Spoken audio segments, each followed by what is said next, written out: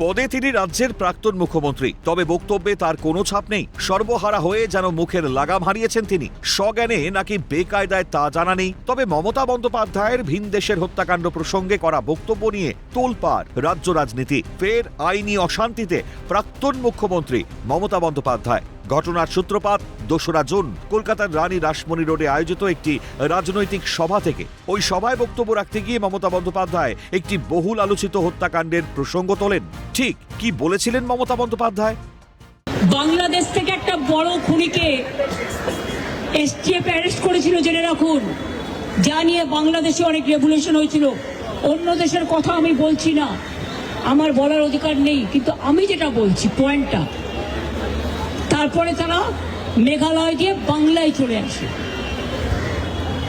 বাংলায় যখন চলে আসে তখন আমাদের এসটিএফ তাকে ধরে, এটা তাদের ক্রেডিট। তারপরে হোম মিনিস্টার নিজে আমাকে ফোন করে বলছেন, এতদিন তো কই আমি বলিনি, মুখ করিনি, আজকে অত্যাচারের শেষ সীমায় গেছেন বলে। কারণ এটা জানে, আমি এখনো নামটা বলছি না ভদ্রতা করে, বাংলাদেশের লোক উত্তাল হয়ে যাবে। আমি সেটা চাই না, আমি দেশকে ভালোবাসি। না বলবো না দেশের স্বার্থে। কি বললেন?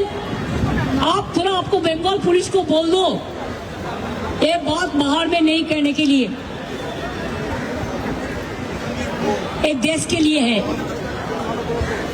কাকে দিয়ে খুন করিয়েছিলেন, কার কার নাম বেরিয়েছিল।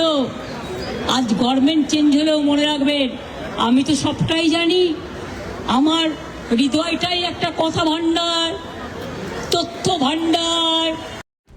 প্রাক্তন মুখ্যমন্ত্রী মমতা বন্দ্যোপাধ্যায়ের ওই বক্তব্যের জন্য তার বিরুদ্ধে 2টি এফআইআর দায়ের হয়, একটা শিলিগুড়িতে এবং আরেকটা কলকাতার লালবাজারে। শিলিগুড়িতে অভিযোগ দায়ের করেন আইনজীবী রিঙ্কু চট্টোপাধ্যায় সিং, অপরদিকে কলকাতার লালবাজারে অভিযোগ দায়ের করে অখিল ভারত হিন্দু মহাসভা। এবার প্রাক্তন মুখ্যমন্ত্রী মমতা বন্দ্যোপাধ্যায় দৃষ্টান্তমূলক শাস্তির দাবি অখিল ভারত হিন্দু মহাসভার। সোমবার মমতার বিরুদ্ধে এফআইআর কপি নিয়ে রাজভবনে রাজ্যপাল RN রবির সঙ্গে দেখা করতে যান অখিল ভারত হিন্দু মহাসভার রাজ্য সভাপতি ডক্টর চন্দ্রচূড় গোস্বামী। কেন গ্রেপ্তার হবেন না মমতা? ওনার দৃষ্টান্তমূলক শাস্তি হোক একজন দেশদ্রোহী হিসেবে, দাবি অখিল ভারত হিন্দু মহাসভার রাজ্য সভাপতি।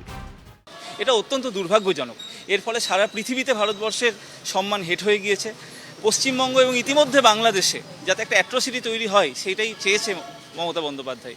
এবং সেই সাথে আমরা মুখ্যমন্ত্রীর কাছে আজকে দাবি জানাচ্ছি অনতি বিলম্বে যাতে মমতা বন্দ্যোপাধ্যায়কে একজন জিহাদি সন্ত্রাসীর মতো ট্রিট করে যাতে গ্রেপ্তার করা হয়। কারণ ভারতবর্ষের অখণ্ডতা ও সার্বভৌমত্ব রক্ষা করতে গেলে এই রকম কমেন্টের যথোপযুক্ত শাস্তি হওয়া উচিত এবং এটাকে রাষ্ট্রদ্রোহী চিন্তাভাবনার থেকে উদ্দেশ্যপ্রণোদিতভাবেই দাঙ্গা লাগাতে চেয়েছে বলে ট্রিট করা উচিত। এটাই আমাদের বক্তব্য।